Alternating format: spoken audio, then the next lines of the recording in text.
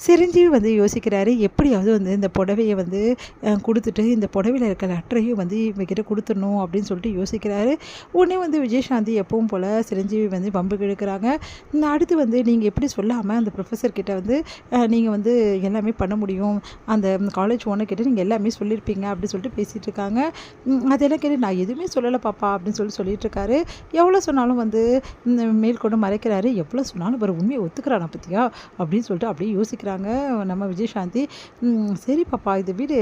இங்க பாரு இந்த புடவைய உனக்காக நான் குடுத்துருக்கேன்.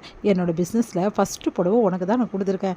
இந்த புடவைய நீ கட்டிட்டு வரணும்னு ஆசைப்படுறேன். இந்த புடவைய நீ கட்டிக்கிறியா ப்ளீஸ் அப்படின்னு கேட்டோன்னே, வாங்கிக்கிறேன் அவ்வளோதான். கட்டிப்பெல்லாம் சொல்ல முடியாதுன்னொன்னே, என்ன நீ இப்படி சொல்கிற? நான் முதல்ல ஆசையாக கொடுக்குற புடவை இப்படி பண்ணலாமா நீ?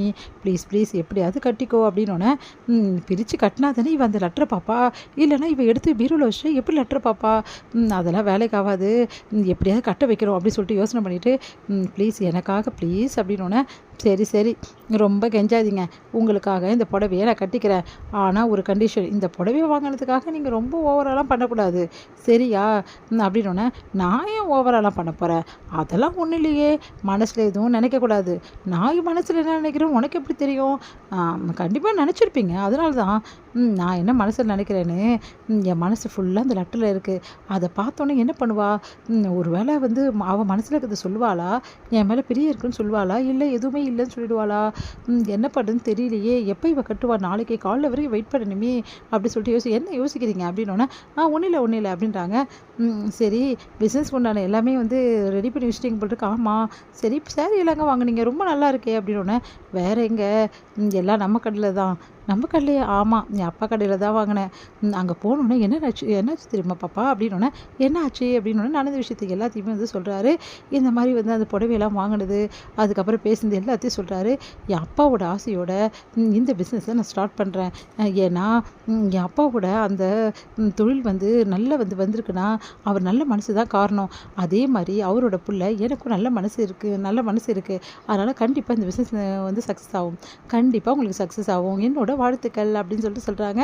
சரி இந்த சாரியெல்லாம் எந்த கடை பார்த்துருக்கீங்க, எங்கே வைக்க போகிறீங்க அப்படின்னோடனே, கடையெல்லாம் பார்க்கல பாப்பா, என்கிட்ட அவ்வளோ வசதி ஏது வேற அப்படின்னோடனே, வேறேங்க இருக்கவே இருக்கே நம்ம பைக்கு, அந்த பைக்கில் வச்சு தான் நான் சேல்ஸ் பண்ண போகிறேன். பைக்கில் வச்சா? அப்படின்னு. ஆமாம் ரொம்ப கஷ்டமாச்சே. இதில் என்ன கஷ்டம் பாப்பா? நீ போய் வந்து இந்த வெயிலையும் வெயிலையும் எவ்வளோ வந்து வண்டி ஓட்டி எவ்வளோ கஷ்டப்படுற, அதோட கஷ்டம் ஒன்றும் இல்லைல்ல அப்படின்னோடனே யோசிக்கிறாங்க. இவர் எப்படி நம்ம மேலே அக்கறையாக இருக்கார் அப்படின்னு சொல்லிட்டு. அடுத்து வந்து இங்கே வந்து காலையில் சீக்கிரமாக எழுந்துக்கிறாரு சிரஞ்சீவி. எப்படியாவது வந்து இந்த புடவையை கட்டிட்டு வருவாளா மாட்டாளா? கட்ட மாட்டேன்னு வேறு சொன்னாலே, கட்டிட்டு வருவாளோ? கட்டுவேன்னு சொல்லிருக்கா. ஆனால் கண்டிப்பாக கட்டுவா. ஆனால் கட்டுவாளா கட்ட மாட்டாளா? எதுவுமே மாற்றி மாற்றி சொல்கிறாளே, இப்போ என்ன பண்ணுறது அப்படின்னு சொல்லிட்டு பார்த்துட்டே இருக்காரு. ஒன்று வந்து விஜயசாந்தி வரல, என்ன பண்ணுறதுன்னு தெரியாமல் தவிக்கிறாரு. விஜயசாந்தி வந்து அந்த சாரீ எடுத்து பார்க்குறாங்க. பார்த்தா அதில் வந்து லெட்டர் இருக்கிறத அவங்க கவனிக்கல. எடுக்கும்போது லெட்டர் வந்து கீழே நழுவி கீழே போயிடுது. உடனே அந்த சாரியை வந்து கட்டிட்டு வராங்க. அதை பார்த்து ரொம்ப சந்தோஷப்படுறாரு. அப்போ அந்த லெட்டர் படித்தாலே இல்லையா அப்படி சொல்லிட்டு யோசிச்சுட்டு, ரொம்ப அழகாக இருக்குது சாரீ, நல்லா இருக்கா, ரொம்ப நல்லா இருக்குது அப்படின்றாரு. சரி ஓகே, சரி புடவை பார்த்தியா, நல்லா பார்த்தியா அப்படின்னு. நல்லா தான் பார்த்தேன், பார்க்காம இப்படி கட்ட முடியும், சரி தள்ளுங்க அப்படி சொல்லிட்டு பொட்டு வைக்கிறாங்க. ஒன்றும் புரியாமல் யோசிக்கிறாரு. நிஜமாவே பார்த்தியா? பார்த்து தான் வந்து கட்டினேன். அப்போ லெட்டர் பார்க்கலையா? நான் லெட்டர் பார்த்தாலா இல்லையா? ஒன்றும் புரியலையே. பார்த்தும் பார்க்காம நடிக்கிறாளா? இவளை நம்பவே முடியாதே. எப்படி கேட்குறது அப்படி சொல்லிட்டு தங்கி நிற்கிறாரு. உடனே வந்து சரி டைம் ஆகிடுச்சு, முதல்ல நீங்கள் காலையில் கிளம்பணும்ல, முதல்ல கிளம்புங்க அப்படின்னோடனே ஒன்றும் புரியாமல் சிரஞ்சீவி யோசிக்கிறாரு. என்னடா இது வந்து சோதனை அப்படின்னு சொல்லிட்டு. இங்கே வந்து என்ன பண்ணுறாங்க, சிரஞ்சீவி அவரோட அந்த பைக்கில் வந்து அந்த ட்ரெஸ் எல்லாம் எடுத்து கட்டி வந்து சாரியெல்லாம் எடுத்து கட்டி வந்து ரெடி பண்ணிவிட்டு வேலைக்கு கிளம்பிட்டுருக்காரு. அப்போ கரெக்டாக அவங்க அப்பா வந்து பார்த்துடுறாரு. இவன் என்ன பண்ணிகிட்ருக்கான் அப்படின்னு சொல்லிட்டு. அவன் ஏதோ சிரஞ்சீவி பண்ணிகிட்ருக்கான், என்னென்ன போய் கேளு அப்படின்னு சொல்லிட்டு அர்ஜுன் அனுப்புகிறாரு. அர்ஜுன் போய் என்னடா இதெல்லாம், இந்த புடவை எதுக்குடா எங்கெல்லாம் கட்டுற? உன் பொண்டாட்டிக்கு தானே புடவையெல்லாம் எடுத்தேன். அவ்வளோ புடவைலாம் என் பொண்டாட்டிக்கா? வியாபாரத்துக்காக தானே எடுத்தேன். என்னடா சொல்கிற? ஆமாண்ணே வியாபாரத்துக்காக தான் எடுத்தேன் அப்படின்னு அதிர்ச்சி அடைகிறாரு. எல்லாருமே அதிர்ச்சி அடைகிறாங்க.